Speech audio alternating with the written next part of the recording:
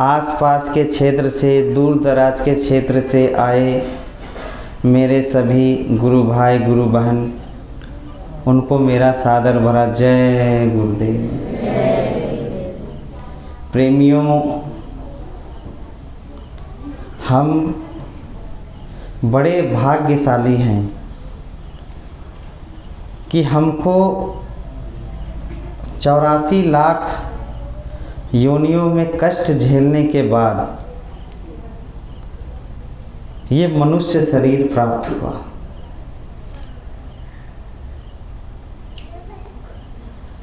न जाने कौन से ऐसे कर्म थे जो इकट्ठा हुए और ऐसे महापुरुष हमें मिल गए। संसार में तमाम जीव पड़े हुए हैं, बहुत सारे संसारी कामों में लगे हुए हैं, लेकिन आप सब कुछ छोड़ करके और आज यहाँ बैठे हुए किस लिए? केवल उस गुरु के प्रेम में। प्रेमियों, प्रेम में बड़ी शक्ति होती है। जब स्वामी जी महाराज मथुरा में सत्संग दिया करते थे तो गुरु महाराज अपनी साधना की बात बताते थे कि जब दादा गुरु, जो हमारे स्वामी जी महाराज के गुरु महाराज हैं, जब उनसे नामदान उनको मिल गया तो उसी दिन से स्वामी जी महाराज 18 घंटे बैठ करके भजन करते थे और कहीं से कोई रोटी मांग के ले आए, उसको अपने गमछे में बांध करके पानी से में डाल दिए, जब भजन करके उठे तो उसे खा लिया और फिर भजन में बैठ गए। ऐसे करते हुए उनको करीब 1 महीने का समय हो गया, 30 दिन का समय हो गया, कुछ भी दिखाई सुनाई नहीं दिया। तो सारा माला वगैरह फेंक करके वो रोने लगे कि मुझे कुछ दिखाई सुनाई देता नहीं। उनको शंका हो गई कि इस नाम में कोई शक्ति है भी कि नहीं। देखिए, आप लोग सभी प्रेमी बैठे हैं, इसलिए मैं साधना के अनुसार ही बातें करूंगा कि साधना क्यों नहीं बनती है, कहानी क्या है। 20-20 साल के नामदानी हो गए, कभी कुछ दिखाई सुनाई नहीं देता, कुछ समझ में नहीं आता। तो 1 महीने के बाद स्वामी जी को कुछ दिखाई सुनाई नहीं दिया। दादा गुरु ने दूसरे दिन उनको बुलाया तो दादा गुरु ने बोला कि बच्चा क्या बात है? बोला, सरकार आपने जैसे जैसे कहा था मैंने सारा कुछ किया, लेकिन उसके बावजूद हमें कोई लाभ नहीं मिल रहा है। तब दादा गुरु ने कहा कि मेरे आंखों में देखो। जैसे स्वामी जी महाराज उनकी आंखों में देखा, तुरंत जीवात्मा खिंच गई।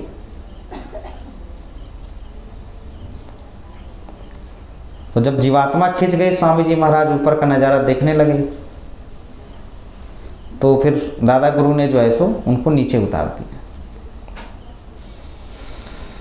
तब दादा गुरु ने कहा कि बच्चा, जब तक गुरु की इच्छा नहीं होती है तब तक जो है सो कभी भी दया नहीं होती है। ध्यान से समझिए इस चीज़ को। हम लोग क्या करते हैं कि नामदान ले लिए, हम लोग सोचते हैं कि हम लोग साधना कर लेंगे, बड़ा सेवा कर लेंगे, बड़ा ये कर लेंगे। थोड़ा सा मुझे करीब 15, 16, 17 साल संगत में हो गया।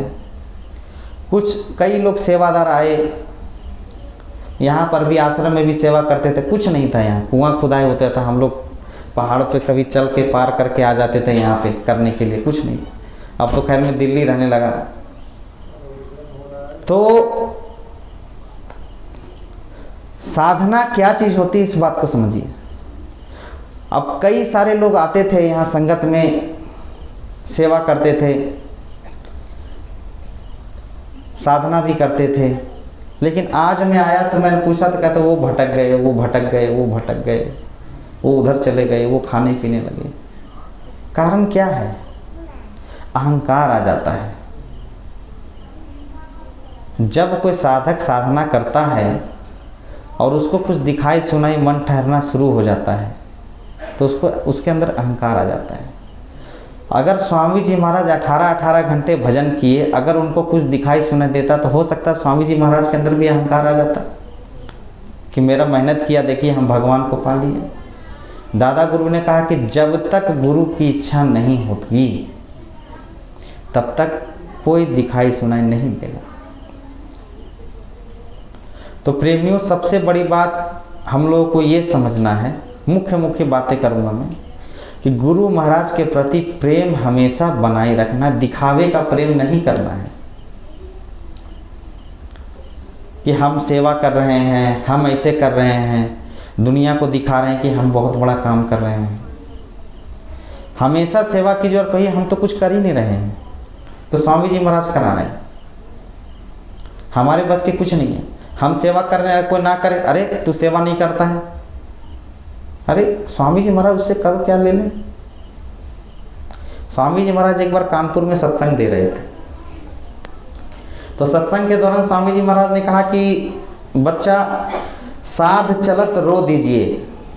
जब साध से साधक से बिछड़ते हैं तो रो देना चाहिए, क्योंकि साधक से बड़ा मित्र सच्चा साथी कोई नहीं होता है। साध चलत रो दीजिए। तब स्वामी जी महाराज का प्रोग्राम ख़त्म हुआ, तो स्वामी जी महाराज का प्रोग्राम ख़त्म होने के बाद स्वामी जी महाराज को लोग स्टेशन में छोड़ने के लिए गए।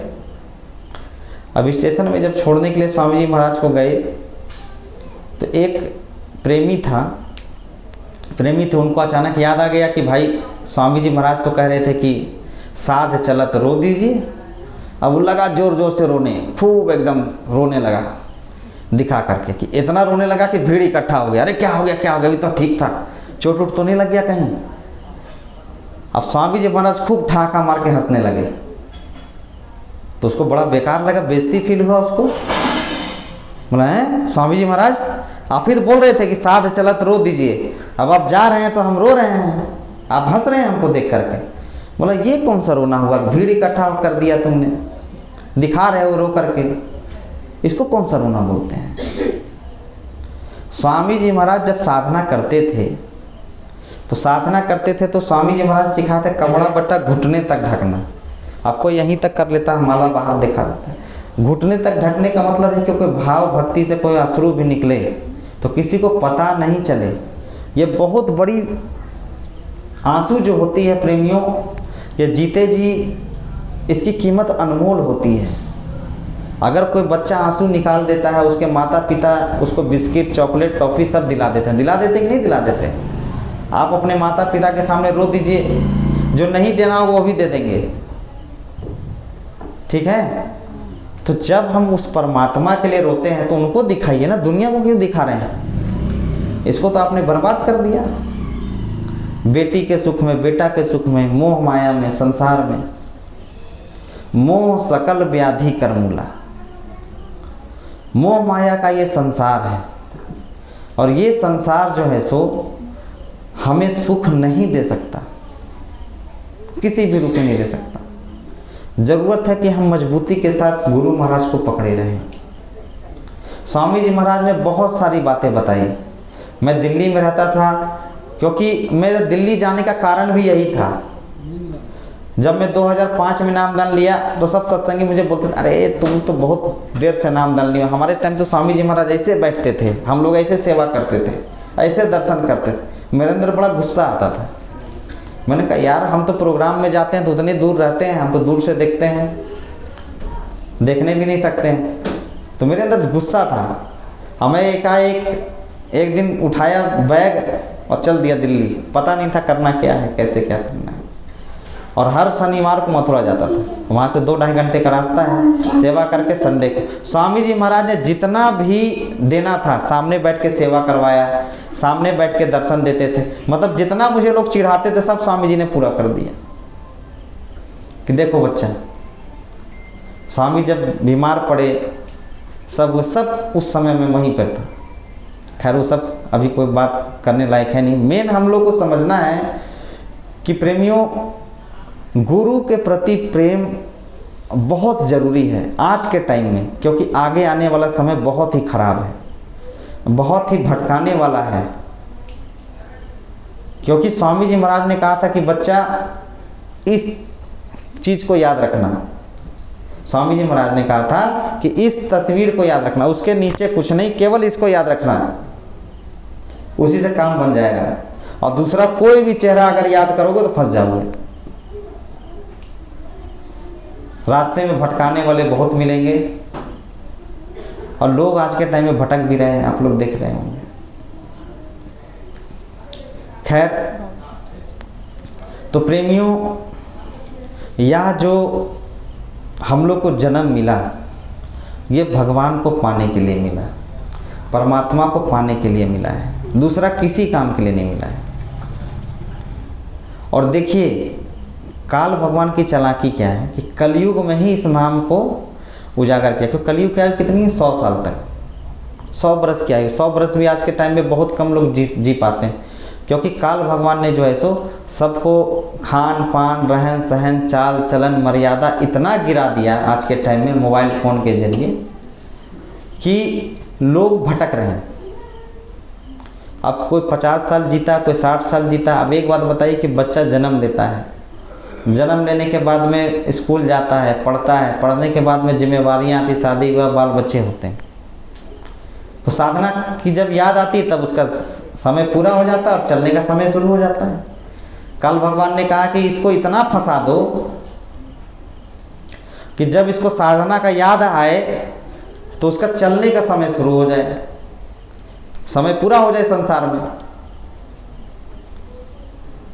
और नहीं होता है तो उसको खान पान, चरित्र गिरा करके अकाल मृत्यु करवा दो। पहले के समय में प्रेमियों एक राजा महाराजा जो होते थे, तो जैसे कि कोई ज़्यादा खतरनाक राजा होता था, है ना, जो जिससे कोई जीत नहीं पाता था, तो किसी राज्य में कुछ महिला होती थी, वो सर्प योनि में होती थी। तो उस राजा को मारने के लिए क्या किया जाता था, उस महिलाओं को भेजा जाता था। उस महिलाएं जाती थी, उस राजा के साथ सुंदरता होती थी और उसके साथ संबंध बनाती थी, और जो है सो राजा मर जाता था, दूसरा राजा चढ़ाई करके जीत जाता। काल भगवान ने भी कुछ आज के समय में यही कुछ बना रखा है कि बच्चों का चरित्र गिरा दो, वो खान पान गलत कर लेंगे, और जब खान पान गलत करेंगे तो उनकी मृत्यु हो जाएगी और जल्दी समय से चले जाएंगे। तो उनको जो है सो ये बातें समझ में नहीं आएगी कि हमारा मनुष्य शरीर हमें मिला किस लिए था। हम लोग आखिर मनुष्य शरीर पाए तो किस लिए पाए, खाने पीने के लिए, बच्चे पैदा करने के लिए, इस संसार में रहने के लिए। कुछ तो अपना है नहीं। आप लोगों ने घर बार बना लिया, जगह जमीन ले लिया, जिंदगी भर मेहनत, आपके माता पिता ने आपके लिए मेहनत की, आप अपने बच्चों के लिए मेहनत करोगे। तो प्रेमियों, ये संसार एक रैन बसेरा है, समझिए।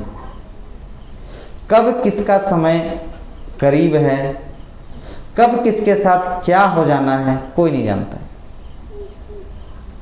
किसी को भी कुछ भी नहीं पता। स्वामी जी महाराज कहते थे, जब स्वामी जी महाराज की बात मैं बता दूं, 2012 में जब स्वामी जी महाराज ने आखिरी सत्संग दिया था, उसके बाद स्वामी जी महाराज का कोई सत्संग नहीं हुआ। फिर तबीयत खराब हुई, फिर शरीर पूरा हुआ। स्वामी जी महाराज का जो आखिरी सत्संग था छोटे मन से था, आना नहीं चाहते थे, स्वास्थ्य ठीक नहीं था, फिर भी आए थे, मैं वहीं था।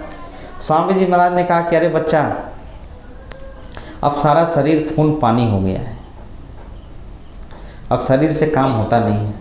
आगे सतयुग तो आएगा, लेकिन यहाँ बहुत सारे लोग उसको देख नहीं पाएंगे। स्वामी जी महाराज ने कहा कि यहाँ पर बहुत सारे लोग बैठे हुए उसको देख नहीं पाएंगे। बहुत सारे लोग प्रेमियों तरह तरह की बातें करते हैं कि स्वामी जी महाराज कैसे चले गए, वो 400 साल तक रहना चाहिए था उनको ऐसे रहना चाहिए था। तो मैं आप लोगों को बता दूं कि स्वामी जी महाराज ने इशारा उस समय से ही करना शुरू कर दिया था कि बच्चा अब चलने की तैयारी है। 2012 के होली का जो प्रोग्राम था उसमें स्वामी जी महाराज ने मंच में आते ही, अगर आप सुनेंगे, कहते हैं कि बच्चा प्रेम से रहना। फिर दूसरे दिन आए फिर बच्चा प्रेम से रहना। मैंने कहा, मैं वहीं बैठा था, मैंने कहा यार प्रेम से रहना, तो मेरे अंदर थोड़ा सा धक धक करने लगा, कहीं स्वामी जी महाराज अब समय नहीं देंगे क्या। बात वही हुई, स्वास्थ्य बिगड़ा, आप लोग भी जानते हो सारी बातें। तो स्वामी जी महाराज ने आखिरी समय तक मेहनत किया, संगत को जोड़ा, किस लिए कि सब लोग प्रेम से रहें। जहाँ पर प्रेम होता है वहीं परमात्मा बसते हैं, जहाँ प्रेम नहीं होता वहाँ परमात्मा नहीं बसते हैं। दूसरी बात है कि मैंने आप लोगों को सेवा की बात बताई कि दिखावे का काम नहीं करना, नहीं तो संगत से भटक जाएंगे। गुरु के प्रति सच्चा प्रेम करना है। गुरु के प्रति जब आप सच्चा प्रेम रखेंगे तो कभी भी कोई आपको नहीं काट सकता।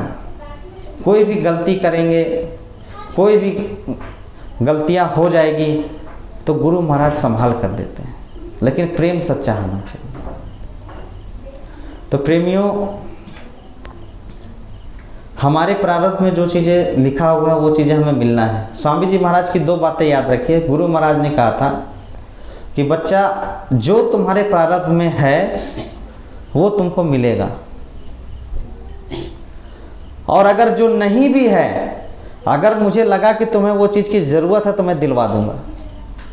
तीसरा कोई बात ही नहीं होता है, क्योंकि बहुत सारी कथाएं हैं, बहुत सारी रामायण है, महाभारत है, लेकिन यहाँ सब प्रेमी बैठे हैं तो गुरु महाराज का चर्चा करें तो ज़्यादा अच्छा है। स्वामी जी महाराज ने कहा कि जो तुम्हारे प्रारब्ध में है वो तुमको मिलेगा, और अगर नहीं भी है, अगर मुझे लगेगा कि तुम्हें उस चीज़ की ज़रूरत है तो मैं दिलवा दूंगा। तो प्रेमियों, इतनी बड़ी बात कौन कहता है? तो हमें कुछ संसार की चिंता करने की ज़रूरत ही नहीं। गुरु महाराज ने कहा कि संसार का सारा चिंता मेरे ऊपर छोड़ दो, बाकी का सब मैं देख लूँगा, तुम अपना काम करो, अपने देश को चलो।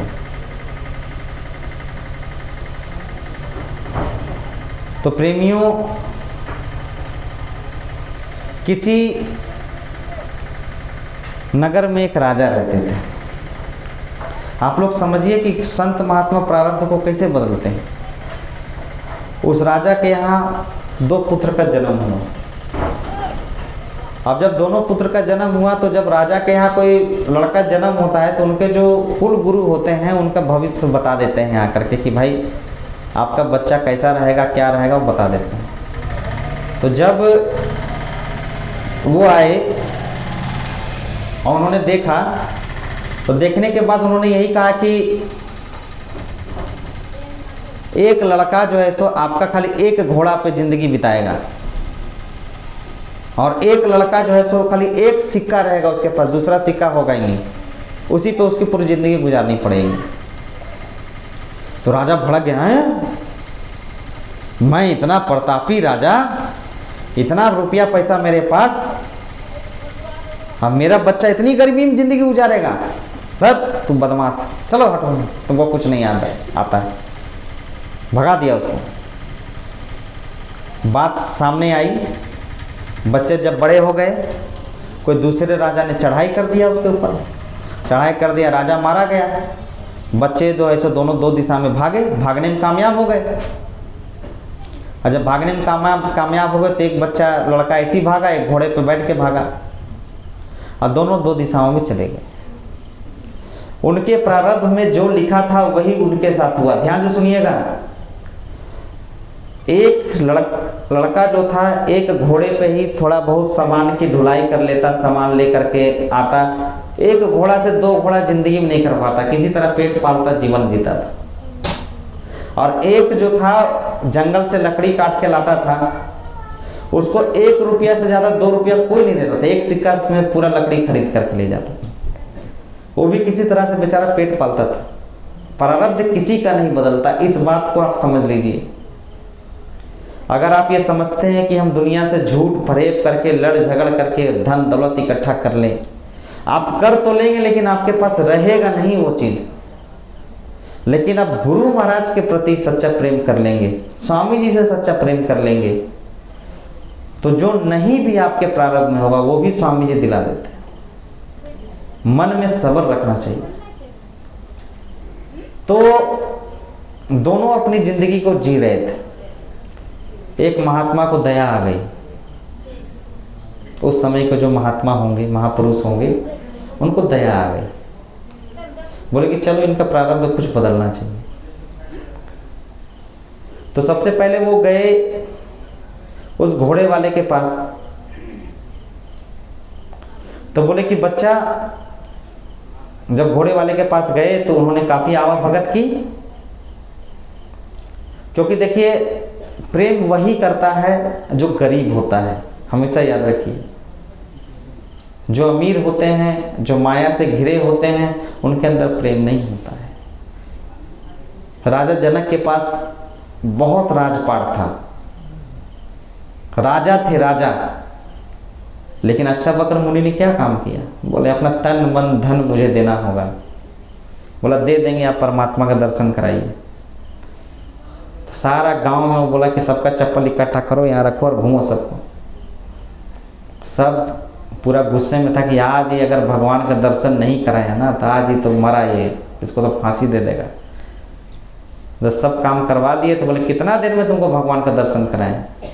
बोला पलक झपकने में जितना टाइम लगता है उतना देर में करा दीजिए। अष्टावक्र मुनि पहुंचे हुए थे, हाथ रख दिए, तुरंत जीवात्मा खिंच गई, तुरंत। तो हमसे आपसे भजन नहीं होगा, अगर ये चाहेंगे तो करवा लेंगे। मन में सच्चा प्रेम रखना पड़ेगा स्वामी जी महाराज से। जब वो घोड़े वाले के पास गए तो घोड़े वाले के पास जाने के बाद जो लड़का था उनका काफ़ी सेवा किया, जो राजा का लड़का था वो भगत किया। बोला कि अरे हम महात्मा हैं तो हम जो कहेंगे वो मानना पड़ेगा। बोला ठीक है मानेंगे। बोला कि हमें 56 भोग चाहिए खाने के लिए, अच्छा अच्छा खाना बनाओ और खिलाओ। तो बोला हुजूर मैं तो रूखा सूखा खा के रहता हूँ, मेरे पास कहाँ पैसा है। बोला घोड़ा है इसको बेच दो। बोला घोड़ा बेच देंगे तो हम क्या खाएंगे। बोला तुम तो वादा किया था कि हम खिलाएंगे, तुम तो वादा किया था कि मैं खिलाऊंगा। तो बोला हाँ वचन तो दे दिया है, अब क्या करें। बोला चलो देखेंगे क्या होता है। घोड़ा को बेचा, पैसा मिला उसको। पैसा मिलने के बाद में जो है सो अच्छा अच्छा भोजन बनाया, महात्मा जी को खिला दिया। अब खिलाने के बाद में जो है सो स्वामी जी जो महात्मा थे वो बोले कि ठीक है बच्चा मैं तृप्त हो गया, अब मैं वहाँ मेरा कुटिया बना हुआ है तो कल अपना घोड़ा में बैठ के वहाँ आ जाना। बोला पागल हो गए महात्मा जी, घोड़ा में बेचवा दिया, घोड़ा में बैठ के आएंगे, क्या कह रहे हैं समझ में नहीं आता है। चले गए महात्मा जी। तो सुबह 4 बजे उठने की आदत थी उसकी कि 4 बजे उठ जाता था, घोड़े को चारा देता था। 4 बजे जैसे रोज आँख खुलती है वैसे खुल गई। अस्तबल की ओर जो है ऐसा सोचा कि चला जाऊं, फिर याद एकदम से एकाएक याद आती, अरे जैसे मैं तो घोड़ा बेच लिया हूँ। तो होता फिर भी चलो देख लेते हैं, खाली खाली लगेगा क्या नहीं। तो जब जाता है तो एक घोड़ा जो है सो अस्तबल में बंधा हुआ रहता है, तो बड़ा खुश हो जाता है, अरे बड़ा खुश हो जाता है। तुरंत घोड़ा में बैठ के महात्मा के पास पहुंचता है, ठीक है तुरंत। महात्मा के पास, ध्यान से सुनना इस बात को, तुरंत महात्मा के पास पहुंचता है।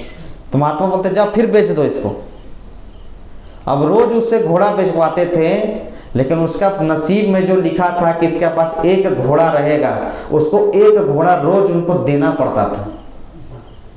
महात्मा ने प्रारब्ध नहीं बदला, लेकिन उसकी किस्मत जरूर बदल दिया, क्योंकि ब्रह्मा जी ने तो लिखा था कि इसके पास एक ही घोड़ा रहेगा, और वो बेचारा बेच देता था तो उसको एक घोड़ा देना पड़ता था कि नहीं पड़ता था?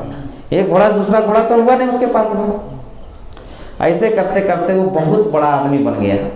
अब वो रोज वो एक घोड़ा बेचता था।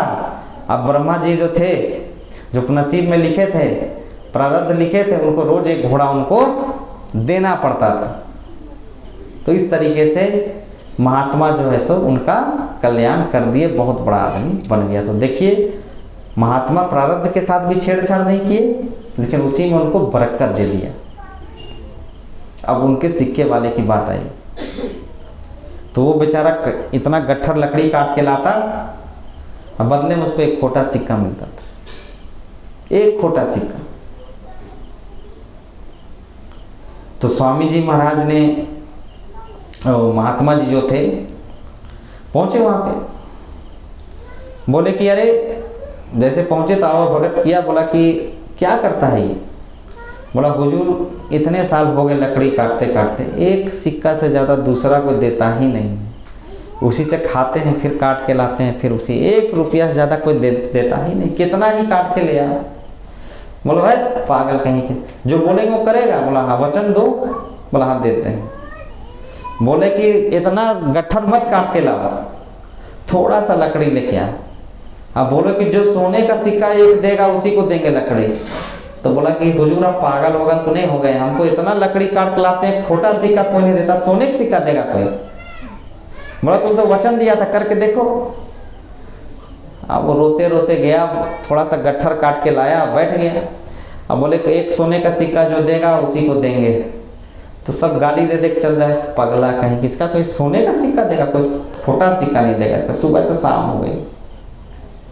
फिर जो उनके नसीब में एक खोटा सिक्का लिखा हुआ था, तो जो है सो उसको आकर के जब आए तो बोले लो सिक्का। बोले नहीं, सोने का सिक्का देगा उसी को देंगे। तो मजबूरन उनको, जो परमात्मा ने उनके प्रारब्ध में लिखा था, उनको एक सोने का सिक्का उनको देना। तो महात्मा इस कहानी के माध्यम से यही बताना चाहते हैं प्रेमियों कि बच्चा जब मैं किसी को पकड़ लेता हूँ, किसी को नामदान दे देता हूँ, तो उसकी हर वक्त संभाल में करता रहता हूँ। अब संभाल कैसे होता है, इस बात को समझिए आप लोग। नींद आ रही है लगता है प्रेमियों को, एक प्रार्थना कर दिया जाए क्या? कुछ लोग सो रहे हैं, सोइए नहीं, सुनिए, आज तो जागरण का टाइम है। तो महात्मा दया कैसे करते हैं, इस बात को समझिए। एकदम से दया महात्मा नहीं करते हैं। अब मैं दूसरों की कहानी क्या बताऊं, अपनी कहानी बताऊं। मेरी लड़की अब यहीं होगी अंदर, उसको यहीं कोई दिक्कत हो गई, किडनी में छेद हो गया, उसका पूरा शरीर फूल गया, पानी भरने लगा शरीर में। तो आनंद फानंद में यहाँ से मैं दिल्ली पहुँचा।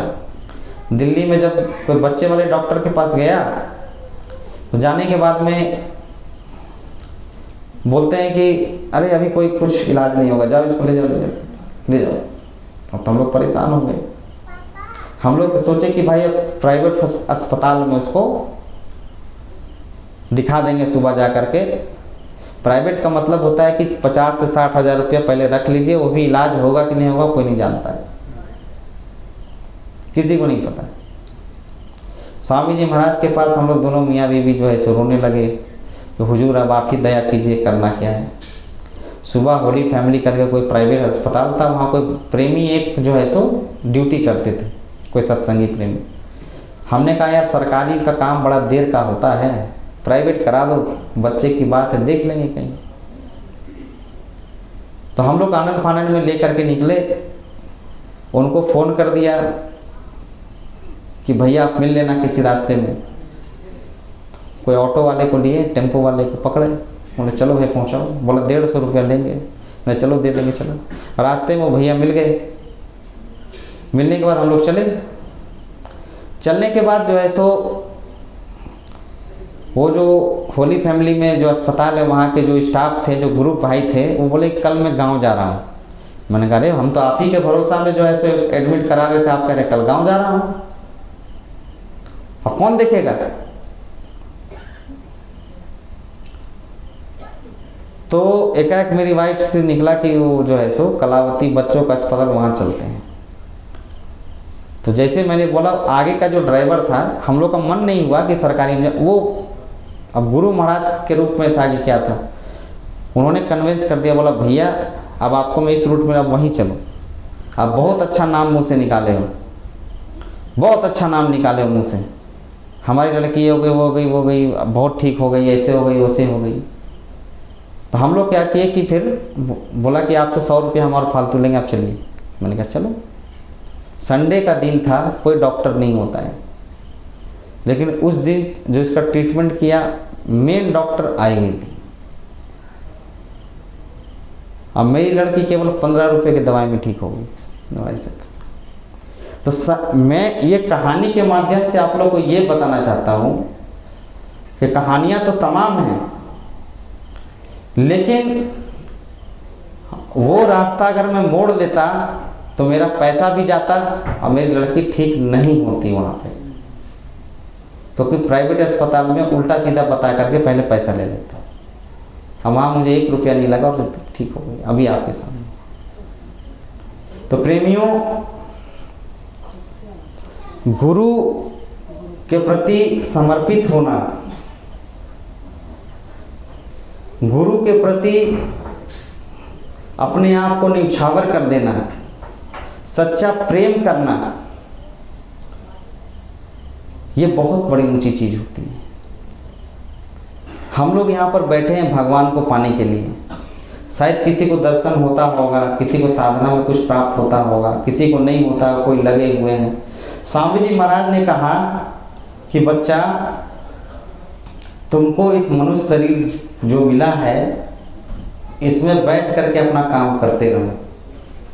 अगर करते रहोगे तो मैं आगे भी तुम्हें मनुष्य शरीर दिला दूंगा, और जब तक तुम्हारा काम पूरा नहीं होगा मैं बराबर इस धरती पर आता रहूँगा, और बराबर आते हुए मैं इस जीवात्मा की संभाल करता रहूँगा। और प्रेमियों, जब स्वामी जी महाराज दामन पकड़ देते हैं तो कभी नहीं छोड़ते। मुझे हमेशा इस बात का महसूस होता है, जैसे एक छोटा बच्चा होता है, हमारे ही बच्चे हैं, आपके ही बच्चे हैं, आप काम यहाँ कर रहे हो, आप अपने आप में बताना, ध्यान बच्चे के ऊपर होता है कि नहीं, कहीं गिर ना जाए, कहीं ऐसे ना हो जाए, कहीं उधर ना चला जाए, कहीं चोट ना लग जाए, ध्यान हमेशा वही रहता है। तो स्वामी जी महाराज के बच्चे कौन है? हम लोग हैं ना। अगर हम लोग लेकिन बच्चा अपने पिता से बड़ा प्रेम करता है, अपनी मम्मी से बड़ा प्रेम करता है। बच्चा छोटा होता तो प्रेम करता है, बड़ा हो जाने के बाद प्रेम नहीं करता है, दोस्ती यारी फिर हो जाता है। 15, 16, 17 साल का हो जाएगा तो माता पिता का कहना ना मान के दोस्त का कहना मानता है। देखो ना आप लोग, मेरा दोस्त वहाँ ले जा रहा है घुमाने के लिए, मेरा दोस्त वहाँ ले जा रहा है। तो स्वामी जी महाराज के साथ भी यही है कि जब हम बच्चे बने रहेंगे तो इनसे प्रेम रहेगा, और हम अगर बड़े हो जाएंगे कि हम बहुत बड़े वक्ता हैं, हम बहुत बड़े सेवक हैं, हम बहुत बड़े ये हैं, अगर बड़ा हो जाता है तो पिता का प्रेम कम हो जाता है। समझिए इस चीज़ को, जो इंसान बड़ा हो जाएगा तो पिता का प्रेम कम हो जाता है, क्योंकि हम पिता से प्रेम नहीं करते हैं, फिर हम दिखावा करते हैं, उनसे अरमान लगाते हैं हमको कुछ दे दे। मिलेगा कैसे? जब हम उनसे प्रेम नहीं करेंगे तो कैसे मिलेगा? दया लिया जाता है, दया लेने के लायक हमको आपको बनना पड़ेगा, दया ऐसे नहीं मिलेगी। जब हम उस लायक हो जाएंगे, हम उस दया के लायक हो जाएंगे तो हमें दया मिल जाएगी। तो दया के लिए हमें करना क्या पड़ेगा? हमें छोटा बच्चा बनना पड़ेगा, हर वक्त उनको याद करना पड़ेगा। एक छोटा बच्चा अपने माता पिता को हमेशा याद करता रहता है, वो दूसरा, उसको दुनिया से कोई मतलब नहीं है, उसको दुनिया से कोई मतलब नहीं है। हमारे बच्चे, उनको दुनिया से कोई मतलब नहीं है। 2-4 सेकंड बच्चों के साथ खेलेंगे, फिर मम्मी पापा नहीं मिले तो रोने लगे। अरे हमें आप में ये गुण क्यों नहीं है कि हम अगर एक दिन साधना नहीं करें तो हम रोने लगे, खाना नहीं खाएं? हमें भी तो बच्चा बनना पड़ेगा ना। और जब हम बच्चा बनेंगे तो साधना में तरक्की हो जाएगी। स्वामी जी महाराज ने कहा कि मन, बुद्धि, चित्त और अंतःकरण। अंतःकरण मतलब अंदर का मन। ये 4 चीज़ें आप निर्मल कर लो, आपको परमात्मा मिल जाएगा। चौथा काम, 5वां काम करने की जरूरत नहीं है। ये 4 चीज़ें निर्मल किसकी होती है? एक छोटे बच्चे की होती है। होती नहीं होती बताओ आप? एक छोटे बच्चे का मन निर्मल, माता पिता के साथ। बुद्धि निर्मल, कोई मन में किसी के प्रति राग द्वेष नहीं होना। चित्त निर्मल, अंतःकरण भी निर्मल, अंतर का मन निर्मल। आज बोलते हैं कि गांव में बहुत सारे लोग साधना करते हैं, साधना हो जाती है, परमात्मा मिल जाते हैं। हम लोग करते हैं, हम लोग का अंतःकरण निर्मल नहीं है। हम हमेशा बैठे रहते हैं, उसकी बुराई सोचते हैं, उसकी निंदा सोचते हैं। वो भटक गया, वो ऐसे हो गया, वो ऐसे हो गया, वो ऐसे चला गया, वो ऐसे हो गया, ऐसे करता था, मेरे घर में ऐसा लड़ाई है, वैसे लड़ाई है, ऐसे है, वैसे, हमेशा यही सोचते रहते हैं। अरे अगर हम छोटे बच्चे बन जाएं, हमारा मन, बुद्धि, चित्त और अंतःकरण निर्मल हो जाए, पर गुरु महाराज ने कहा 5वां चीज़ आपको करना ही नहीं। आप 4 चीज़ों को गांठ बांध दीजिए। पहला मन, मन हमेशा गुरु महाराज को याद करते रहना चाहिए, छोटे बच्चे की तरह। दूसरा बुद्धि, बुद्धि अपनी नहीं लगानी चाहिए, हमेशा स्वामी जी महाराज को याद करते हैं। मन, बुद्धि, चित्त, चित्त में हमेशा स्वामी जी महाराज को बसाना। सब कुछ आप ही हो। जो द्रौपदी जो थी, सबको पुकारा उसने। आप लोगों ने कहानी तो सुनी है, खूब सत्संग सुना है। जब तक उसके मन में ये था कि ये बचा लेगा, ये ऐसे कर लेगा, वो ऐसे कर लेगा, वो ऐसे, कृष्ण भगवान आए तो नहीं ना। और जैसे उसने मन में ये कर लिया कि हुजूर अब तो मेरा लाज आप ही के हाथ में है, अब कोई बचाने वाला नहीं है, कोई बचाने वाला नहीं है। तुरंत जो है सो क्या हुआ, कृष्ण भगवान आए, बचा लिया। प्रेमियों, आज भी जय गुरुदेव नाम में पूरी पूरी ताकत है। इस बात को समझ लीजिए। चैलेंज ठोक के किसी के पास बोल दीजिए, किसी भी मुसीबत परेशानी, स्वामी जी महाराज के कथन गलत नहीं होंगे। किसी भी मुसीबत परेशानी में कोई भी आ जाए और जय गुरुदेव नाम बोलने लगे, उसकी अगर संभाल हो जाए तो जय गुरुदेव को मानना, नहीं तो मत मानना। तो प्रेमियों, समय काफ़ी हो गया है, नींद भी सबको आ रही है, ज़्यादा कुछ मैं नहीं कहना चाहूँगा। बस यही 1-2 बात कह करके मैं अपनी वाणी को विराम दूंगा कि जय गुरुदेव नाम में बहुत बड़ी शक्ति है। और इस नाम को पकड़ करके चलिए। भक्ति में दिखावा मत कीजिए, भक्ति करिए तो मन से कीजिए, किसी दूसरे को मत देखिए। क्योंकि अगर हम दूसरे को देखेंगे तो हम जरूर साधना से गिरेंगे, दूसरे के अनुसार चलेंगे, जरूर साधना से। तीसरी बात है कि हमें बड़ा कभी नहीं बनना है, हमें हमेशा बच्चा बन के ही रहना है। क्योंकि बच्चा बन जाएंगे, हमारा मन, बुद्धि, चित्त, अंतःकरण बिल्कुल निर्मल हो जाएगा। हर दिन हम नया सत्संगी बनेंगे, नया प्रेमी बनेंगे, हमारा मन, बुद्धि, चित्त, अंतःकरण शुद्ध हो जाएगा, जैसे एक छोटे बच्चे का होता है। अभी इनको भगवान मिल जाए छोटे बच्चे को, लेकिन सुमिरन नहीं कर पाएंगे, नाम याद नहीं हो पाएगा। काल भगवान ने देखो कैसे बांधा है, ये नहीं निर्मल हो पाएंगे। निर्मल इनका पूरा चारों चीज़ है, लेकिन परमात्मा नहीं मिलते। क्योंकि नाम याद, जब इनका नाम याद करने का समय होगा, चारों तरफ से माया घेर लेगा, इनको गिरा देगा। ठीक है। तो प्रेमियों, आप लोग हमेशा सुमिरन, ध्यान, भजन करते रहिए। और जय गुरुदेव नाम में पूरी पूरी ताकत है, पूरी पूरी शक्ति है। हारी, बीमारी, दुख, परेशानी, सब में ये मददगार है। ठीक है। और किसी भी समय में, आगे आने वाले खराब समय में आपको भौतिक साधनों से बचाव नहीं होने वाला है। कोरोना में मैं दिल्ली में था, डॉक्टर लोग भाग जाते थे। स्वामी जी महाराज ने कहा वो बातें मैंने अपनी आंखों से देखा। मैं जिस भी गली